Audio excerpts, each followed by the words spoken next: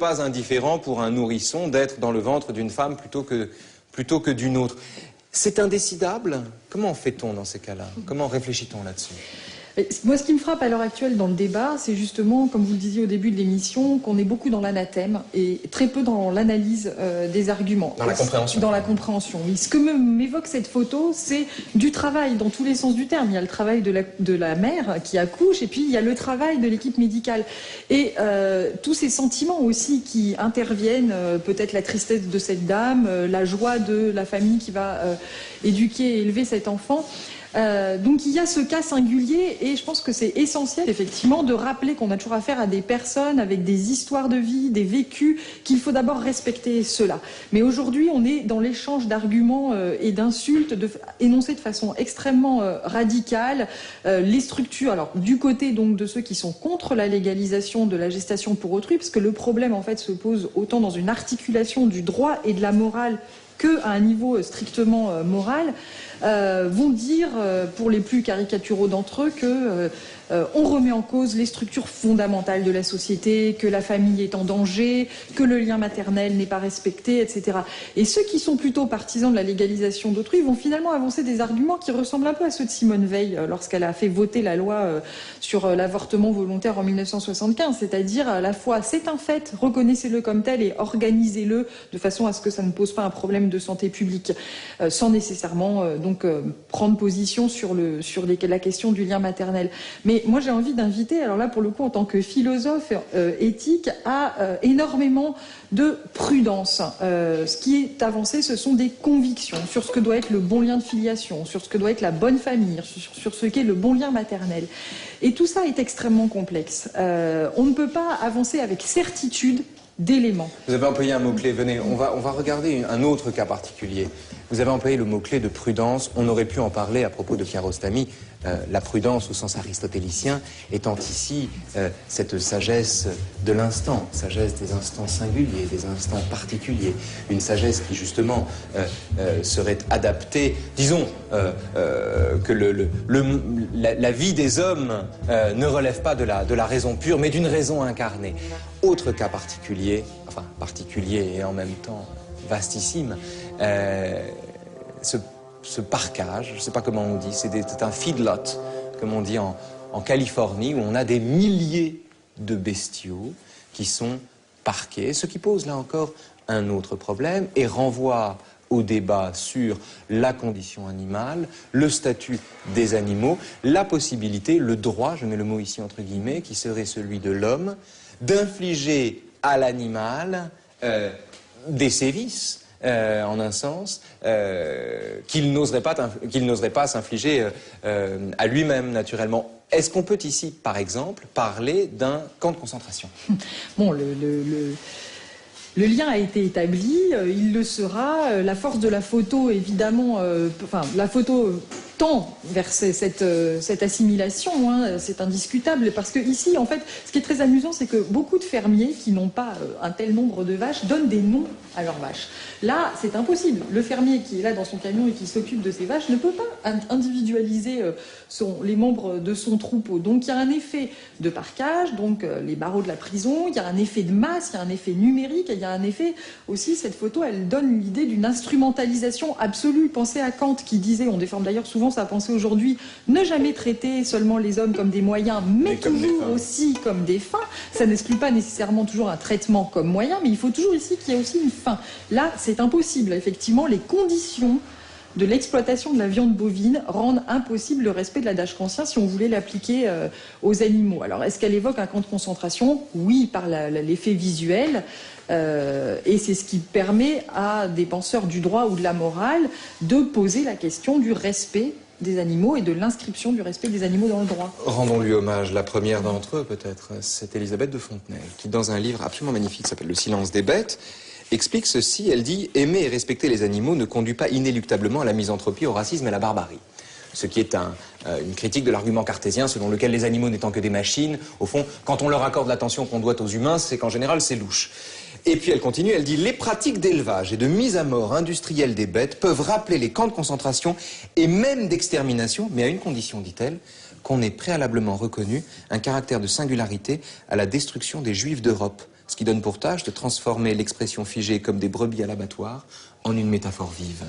Oui, alors moi, j'aurais pas envie de m'enfermer dans ce débat intra-philosophique, en fait. J'aurais envie d'élargir tout de suite, d'abord à des considérations anthropologiques, je dirais. Claude Lévi-Strauss avait dit très justement qu'on avait de multiples relations avec de multiples types d'animaux et qu'il était des animaux domestiques, les doudous de l'enfance, les animaux qu'on domestique, les animaux qu'on élève, les animaux sauvages.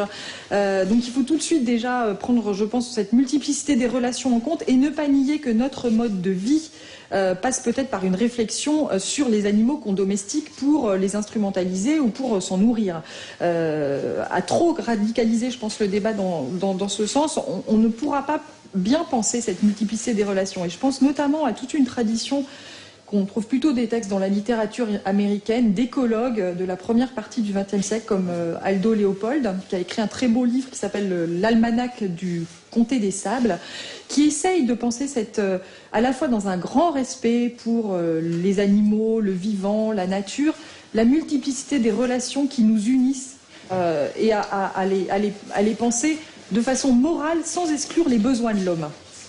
Donc c'est plutôt dans cette tension-là, qui en restera sans doute toujours une, que dans une... Ce qui est intéressant, c'est que la tension demeure. Oui. La tension demeure. Tout à La fait. tension en restera toujours une, hein. C'est vous qui le dites. On navigue dans l'indécidable. On navigue dans l'indécidable et pourtant il faut bien décider. Oui, alors je pense que ça c'est bien la difficulté de l'interrogation éthique, admettre avec humilité le point de vue des autres, admettre qu'il y a du tragique, de l'inconfortable, de la tension, plutôt que de tenter de la gommer. Et en même temps, il faut aller de l'avant, on est sur la route, il faut sortir de la forêt comme Descartes, il faut prendre des décisions. Donc c'est ça les deux bouts qu'il faut tenir ensemble, en sachant qu'une décision qui sera prise, elle l'est peut-être au nom d'une moindre souffrance de l'ensemble ou au nom d'un principe auquel on tient particulièrement, mais que ce principe pourra toujours être peut-être éventuellement discuté à une autre occasion. Et est-ce que donc la notion de discussion, de compromis qu'on obtient au terme d'une discussion, en somme d'émulation collective, permet de, non pas trancher le débat, mais au moins d'en fournir les conditions adéquates? On a choisi pour terminer comme dernière image de ces réflexions sur l'éthique, une image d'une réunion du comité de rédaction des temps modernes. C'est une réunion qui date de 1977. Alors, je ne veux pas me tromper sur le nom des participants. Il y a Jean Pouillon, Pierre Victor, Claire Etcherelli, François Georges, Gérard Host, Simone de Beauvoir, Jean-Paul Sartre et Pierre Rigoulot. Et c'est une réunion du comité des temps modernes dont j'ai le sentiment que François Georges, autrement appelé Mathurin Mogarlone, dont j'ai le sentiment qu'il l'a décrit dans un livre qui s'appelle « À la rencontre des disparus ». Et il dit ceci: sa présence, parlant de Sartre, aux réunions des temps modernes, était affectueuse, bouleversante, muette, mais pas systématiquement. Nous sentions parfois, et nous faisions silence, le frémissement d'une pensée qui devait désormais tâtonner pour arriver à l'expression. Ce qui est extraordinaire, c'est qu'ils sont en train de le regarder, il est manifestement en train de parler. Il y a donc cet infini respect qu'on doit au maître, ici, qui n'empêche pas, parce que c'est un précepte sartrien, une véritable discussion à l'intérieur du comité de rédaction. Oui, tout à fait. Ce qui est fascinant dans cette image, et ça me permet de rebondir sur ce que je disais avant, c'est que on ne va pas demander à quiconque d'abandonner ses convictions, ses valeurs, ses principes, ni à une société d'arrêter de défendre des choses auxquelles elle tient. Mais effectivement, il faut être capable, et c'est peut-être ça l'interrogation éthique dans toute sa substantifique moelle, de la mettre au débat dans un cercle. Alors là, on voit, ils réagissent tous d'ailleurs de façon très différente. Simone de Beauvoir, elle a un regard redoutable sur cette image. Elle l'écoute, mais en même temps, on sent qu'elle est aussi en train de se faire sa petite idée. Certains l'écoutent, certains l'exclament, certains sont dans une attention extrême, d'autres on les voit plus en retrait. Mais bon, c'est un cercle d'amis au sens fort du terme. Ils ont accepté de débattre ensemble et ils se font suffisamment confiance intellectuellement pour réfléchir ensemble. Et ne pas être d'accord éventuellement. Et ne pas être d'accord. Tiens, d'ailleurs, l'une des vertus de ce débat, c'était un des numéros de Temps moderne, un des numéros les plus célèbres, qui date de 67, avant la guerre des 6 jours, dans lequel Claude Lanzmann et Sartre ont choisi de donner 500 pages aux Israéliens, 500 pages aux Arabes, en l'occurrence, pour énumérer tous les arguments de part et d'autre, et maintenir justement le caractère indécidable. Est-ce que la grandeur de l'éthique, en un sens, ça n'est pas partant de cette humilité qui s'interdit de savoir ce qu'il en est une fois pour toutes, eh bien tout simplement d'être capable à la fin d'une vérité d'envisager celle d'en face. Oui, bah sur ça, je vous suis tout à fait, parce qu'effectivement, les histoires de vie de chacun font qu'il y a des convictions auxquelles les personnes ne vont jamais renoncer et qui ne pourront pas être celles d'autres histoires de vie.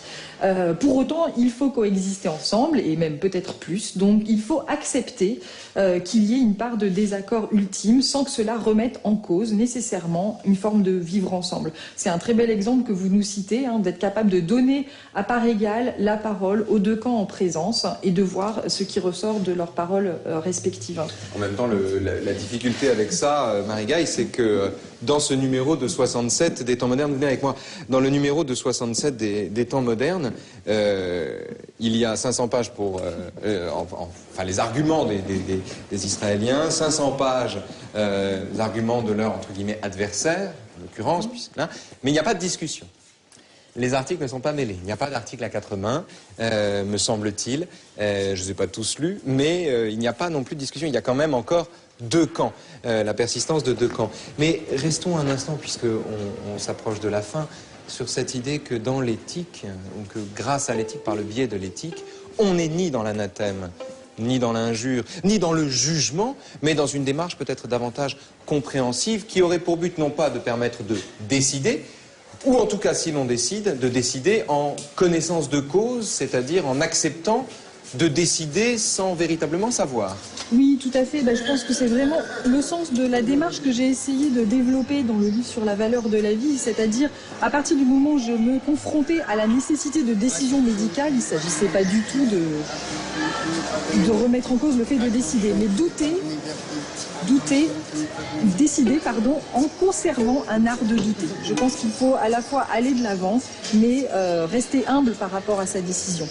Savoir qu'elle ne sera pas applicable partout, en toutes circonstances, être capable de, comme Pénélope, remettre son travail. C'est ma dernière question. Est-ce que l'éthique, du coup, ne permet pas de penser l'impossibilité pour un philosophe d'être homme de loi? C'est un écart possible. Parce que quand on est politique, il faut trancher. Oui, mais chacun son rôle. C'est-à-dire qu'effectivement, le philosophe roi, pour ça, c'est une catégorie extrêmement compliquée. Le philosophe a, à mes yeux, aujourd'hui, a assumé avant tout une fonction critique. Pousser les gens à réfléchir, à se remettre en cause.